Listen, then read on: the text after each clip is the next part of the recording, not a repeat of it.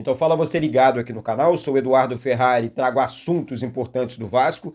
Antes eu peço a tua inscrição, aqui embaixo tem um botão vermelho inscrito, inscreva-se, lembrando que é sempre muito importante e também de graça a tua inscrição, então você que ainda não é inscrito aqui no canal, deixa essa moral aí, deixa essa força, reforça a tua inscrição, reforça também o teu like, copia o link do vídeo aqui, compartilha em grupos de Telegram, de WhatsApp, de Facebook, diz para todo mundo que tem vídeo novo aqui no canal, lembrando que é sempre muito importante e também de graça a tua inscrição. Então você que ainda não é inscrito aqui no canal, reforça aí a tua inscrição. Lembrando mais uma vez, é sempre muito importante e também de graça a tua inscrição, valeu?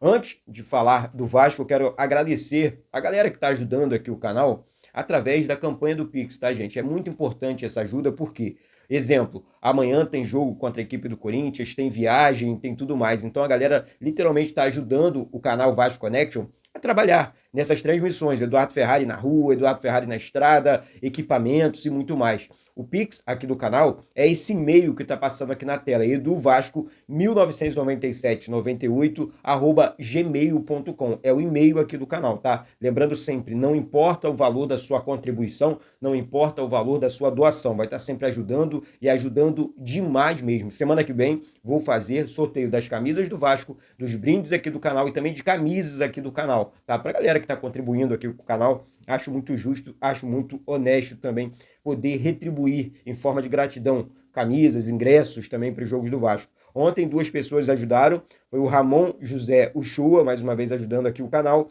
e o Rogério Alves Adião. Muito obrigado aos dois pela ajuda aqui com o canal Vasco Connection, beleza? Reforçando aqui, gente, o Pix aqui do canal é e-mail, tá? Tá passando aqui na tela para você, eduvasco 199798@gmail.com. Obrigado do fundo da minha alma, que Deus possa abençoar a sua vida 30 vezes mais. Vamos lá, gente, vamos de informação, porque temos muitas informações importantes. Tem a questão envolvendo a venda da SAF, né? Tá aí o fundo bilionário da Prefeitura de Maricá, prefeito de Maricá, o José Guenca, demonstrou aí interesse, né? Teria interesse na compra da SAF do Vasco, 60% da SAF do Vasco. A Prefeitura de Maricá é uma prefeitura bilionária aqui do Rio de Janeiro, tá, gente? Então, assim, teria aí um fundo de reserva de cerca de 2 bilhões de reais, tá?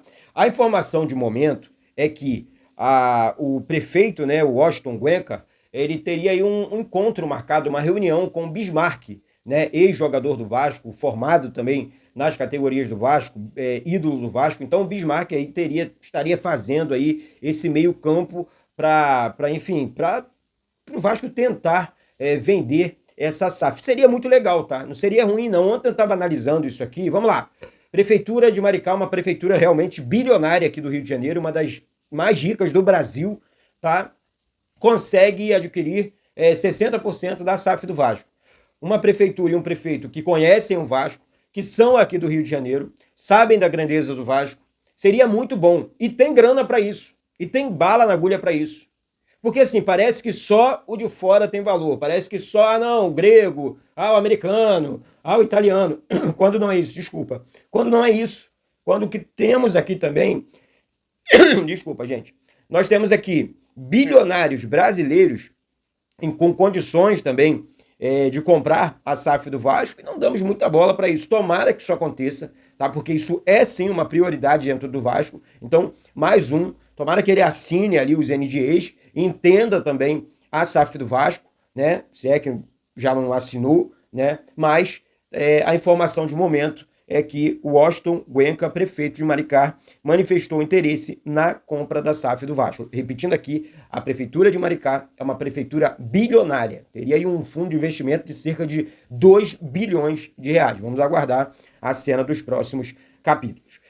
Informações importantes aqui. Ontem vocês viram que o Maxime Domingues fez uma postagem, né, agradecendo ao Vasco, né, pela curta passagem dele pelo Vasco. Ele gostou muito do Vasco. Ele foi emprestado para o Toronto, né, FC, vai disputar a MLS. Gente, ele foi por empréstimo, tá? Ele pertence ao Vasco, mas ele foi por empréstimo. Gosto do jogador, deixando aqui minha opinião, gosto do jogador. Acho que temos outros jogadores para emprestando, vendendo, rescisão de contrato e muito mais. Infelizmente, aí eu digo infelizmente, foi o Maxime Domingues, porque o Maxime Domingues é muito bom jogador leve, lado de campo, enfim, eu acho que o Vasco poderia aproveitá-lo mais. Mas enfim, foi por empréstimo e o Vasco está enxugando folha também, dá para entender isso. Temos outros jogadores aí, como Jean Davi, como Alex Teixeira, como Souza, temos aí Capasso, que o Vasco poderia aproveitar bem mais. O Vasco errou, teve problema na zaga no jogo passado agora, contra o Melgar. Né? Então, assim, tem que ficar atento, porque o Capasso não é mau jogador, não, é bom jogador.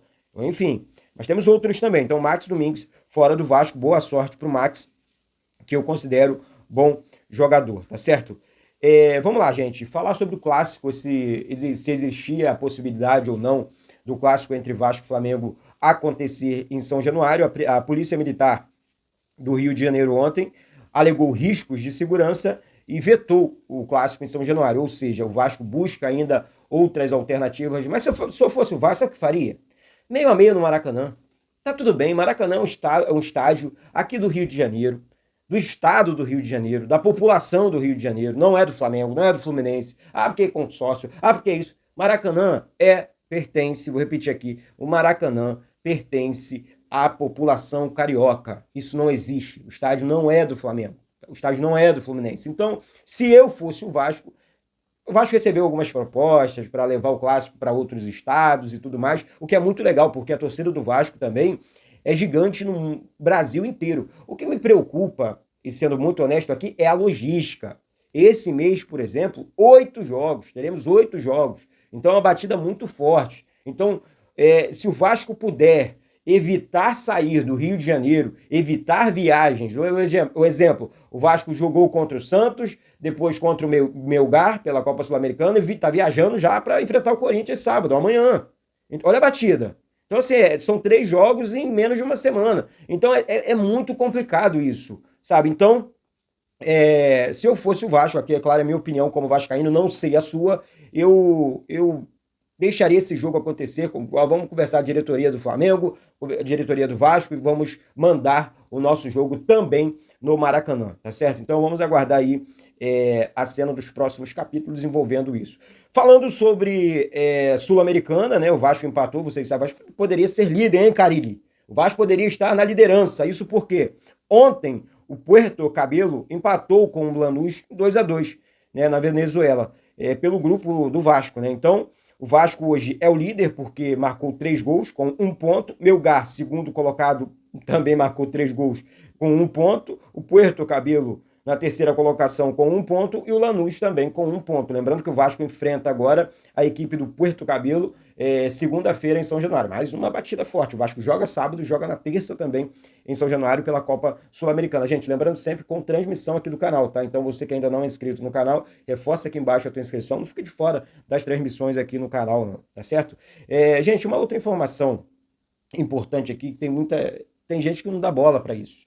Eu falei aqui em vídeos passados sobre o Felipe Coutinho. Quero levantar essa bola mais uma vez. O Coutinho é um craque de bola, é um cara muito diferente. Quando ele tem espaço para jogar, quando ele tem jogadores, né, que o ajudam dentro de campo, como? Abrindo pelas pontas, dando possibilidades para ele de jogo. Tanto que ele fez um golaço, né, que encheu meus olhos. Eu acho que de todo vascaíno. O passe dele, 3 dedos, para o Verratti, contra a equipe do Melgar, foi coisa de craque, de gênio.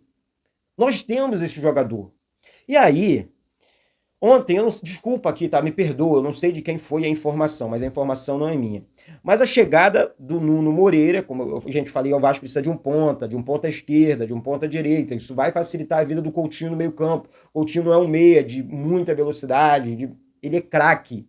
Ele tem bola parada, ele tem um chute de fora da área, ele tem o passe. E aí o Nuno Moreira chegou e resolveu o problema, junto com o Lucas Piton. Tanto que o Lucas Piton faz ultrapassagem, o Nuno sempre com muita velocidade ali pelo lado esquerdo, dando opção para o Felipe Coutinho. Então, assim, o Nuno, ele melhorou o futebol do Felipe Coutinho, abrindo espaços pelas pontas. E temos o Adson também fazendo esse papel, cumprindo esse papel muito bem, entrando no segundo tempo, mas cumprindo esse papel. Garré também, Paulo Henrique jogando muito bem na lateral direita. O time do Vasco é bom, tá ganhando corpo.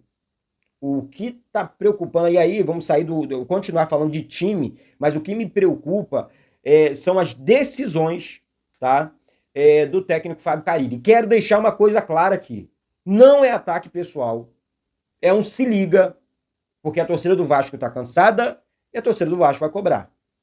O Vasco entra com o time certo, o Vasco começa vencendo os jogos, o Vasco começa jogando muito bem, de forma segura, organizado em campo, distribuindo muito bem o jogo, quebrando as linhas e tudo mais. Faz o resultado e no segundo tempo recua o time. Carille, desculpa, isso não vai funcionar. Isso não vai funcionar. Então, o que me preocupa é isso, são as decisões tomadas pelo técnico Carille no segundo tempo. Eu acho que o Carille, eu não sou técnico de futebol, estou muito longe disso, tá? Mas o Carille poderia fazer o simples. Eduardo, o que é fazer o simples? Exemplo, no jogo passado, tirei o Coutinho, bota o Payet. Tirei o Paulinho Paula, coloco o Tietê. Tirei vamos lá, o jogador lá de campo, o Garré, coloca o Adson. Não o Nuno, não tirar o Nuno e colocar o Adson. Não era o Ryan. Não era o Ryan. Desculpa, mas o Ryan hoje é reserva do Verratti. O Ryan é mais jogador de área, né, que nós temos aqui no banco de reservas. Então, eu acho que o técnico Fábio Carille ainda peca nisso. Ele não pode recuar tanto o time. Recuar o time normal é uma coisa. Peraí, deixa eu me defender um pouco aqui porque o adversário é muito forte. Mas o Melgar, pelo amor de Deus, adversário fraco, o Vasco estava vencendo por 3-1, jogo nas mãos, o Vasco deu mole e acabou empatando. Então, isso não é uma perseguição, tá? É uma cobrança normal e vou continuar cobrando aqui, eu não vou parar com esse tipo de cobrança não, até porque eu não vejo nada demais nisso, tá certo? Vamos lá, vamos continuar informando aqui.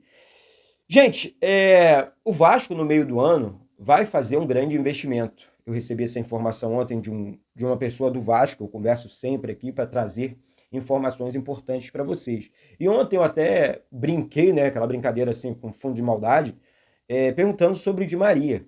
Di Maria não seria um bom nome, um nome grande para vender camisa, para resolver em campo, jogador lado de campo, craque demais. Eu gosto demais de Di Maria, então é um sonho do Eduardo, tá? É um sonho do Eduardo. Então, tá machucado, vai curar, vai melhorar, pô. Até o meio do ano vai se recuperar da contusão dele. Então, assim, ontem eu recebi essa informação que o Vasco vai fazer mais um grande investimento, né, na janela do meio do ano. Tem o Coutinho aí para estender o contrato. A questão envolvendo o Payet também, não sabe se vai, não sabe se fica. É uma decisão muito importante sobre o Payet, que não é titular e tem um salário de R$ 1,5 milhão por mês. Então, aí ontem foi uma pegadinha, assim, uma conversa minha com essa pessoa, e aí eu falei, pô, tento o Di Maria joga demais, é um sonho, a torcida do Vasco ia abraçar, ia buscar no aeroporto, e seria muito legal, 33 anos só, é craque de bola, foi campeão do mundo agora com a Argentina, jogando, então, enfim, não sei se você aprova, tá, mas eu aprovaria aí o Di Maria no Vasco,